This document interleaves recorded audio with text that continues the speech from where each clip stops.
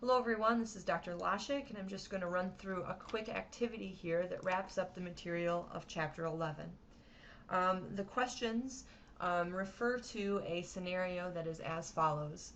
Renee, a 24-year-old master's student, was studying attitudes toward women using a questionnaire about affirmative action for women.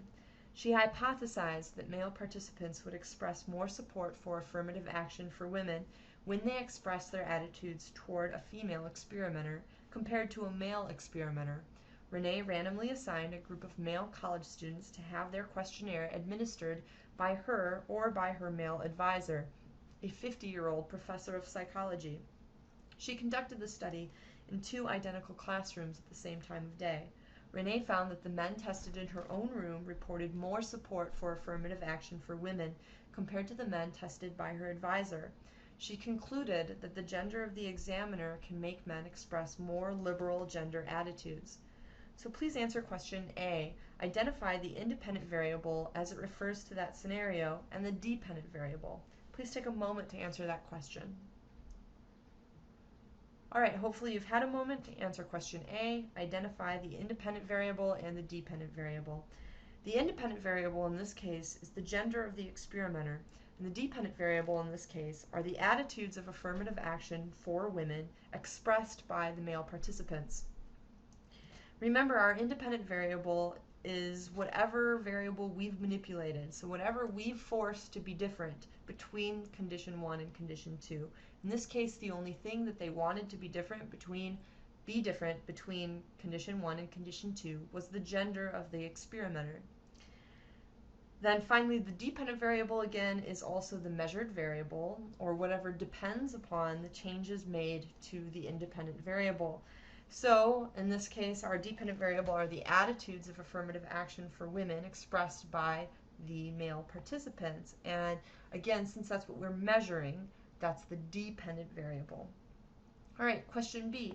Identify the design. Is it a post-test only, a one group, a pre-test, post-test, a within groups, a repeated measures design? Remember, the one group design is the really bad experiment that we went over in this chapter. So please decide which of the types specifically refers to the scenario above. Please take a moment to answer that question.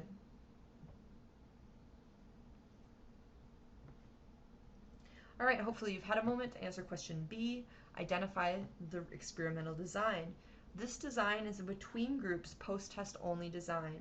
We know it's a between groups because right off the bat, the first thing we should ask ourselves when deciding what design it is whether or not the participants saw all conditions of the independent variable. In this case, they were either exposed to a female experimenter or a male experimenter. They never saw both experimenters, so they were only ever exposed to one condition of the independent variable. Therefore, they are in the category of between groups experimental designs. So we can cross off the within groups design and the repeated measures design and the concurrent design and the one group design because they were for sure one of the 2 between groups designs. But now the question is whether or not it was the post-test only or the pre-test post-test design. And that refers to whether or not the dependent variable was measured more than once. If it was measured more than once, if it was measured before the examiner showed themselves to the participant, then it would be considered a pre-test post-test.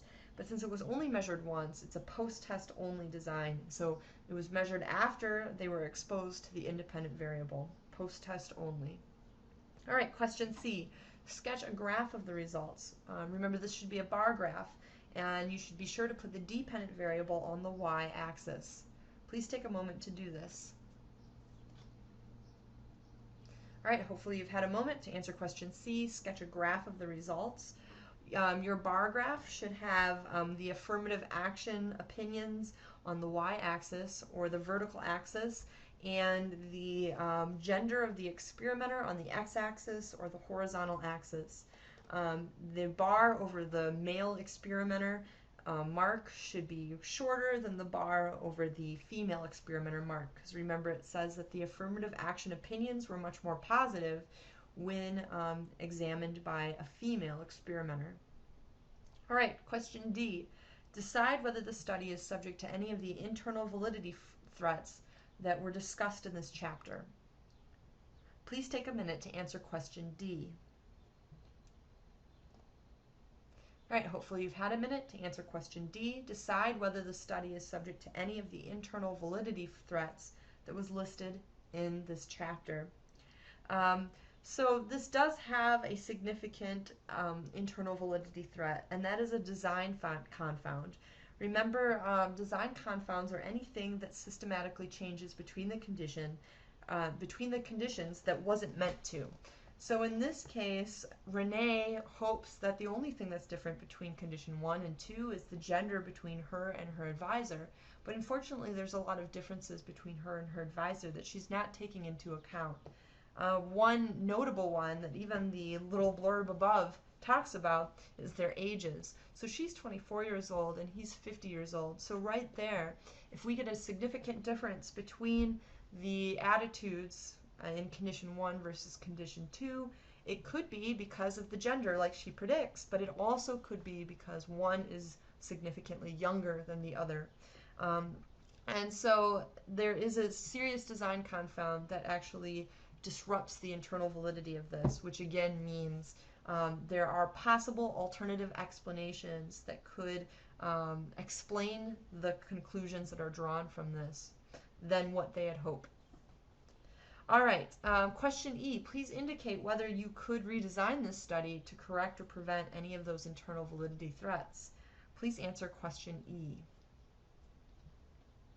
All right, hopefully you've had a moment to answer question E. Indicate whether you could redesign this study to correct or prevent any of those internal validity threats.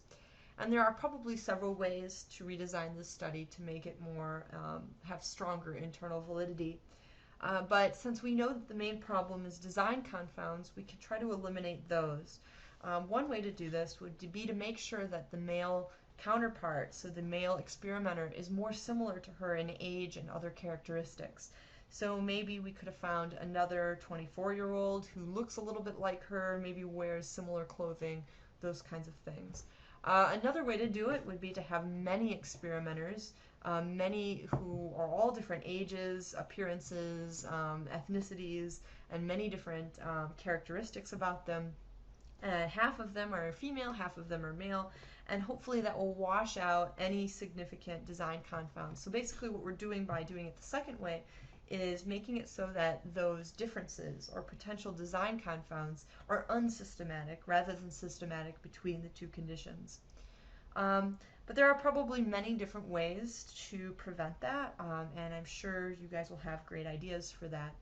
All right, if you have any questions, please don't hesitate to email me.